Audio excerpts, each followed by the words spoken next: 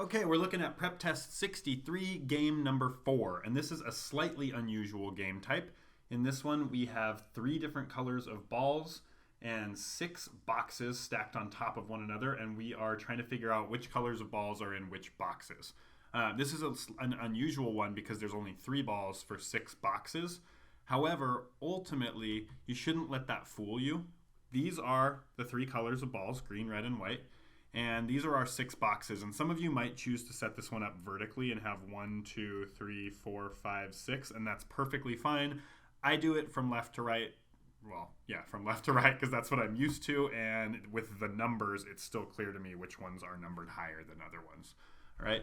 Now, this is still just a regular sequencing game, right? We don't necessarily have to put things into bins or match them with other characteristics or anything like that. So we're going to treat it like a normal setup game and see how far that gets us.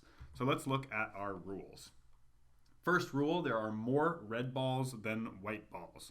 So I'm just going to write R is greater than W. Simple way to remember that. Next rule, there is a box containing a green ball that is lower in the stack than any box that contains a red ball.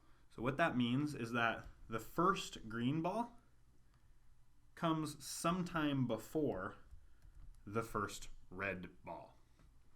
Next one, there's a white ball in a box that is immediately below a box that contains a green ball.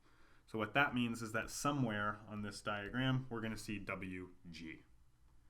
Pretty straightforward, but let's see if we can figure out anything else about this. So first of all, let's look at this rule. There's more red than white. So first, that means that there's at least 2 red balls. So at least 2 red.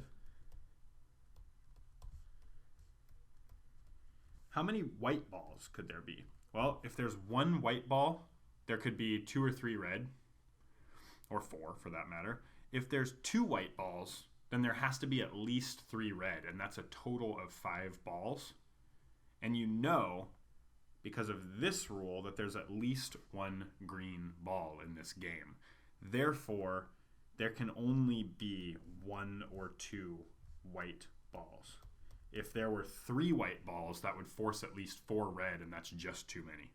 So we've got 1 or 2 white balls in this game. And lastly, because of these 2 rules combined, we know that there's always going to be a green, a red, and a white, right? Because somewhere there's a white before a green, and somewhere there's a green before a red.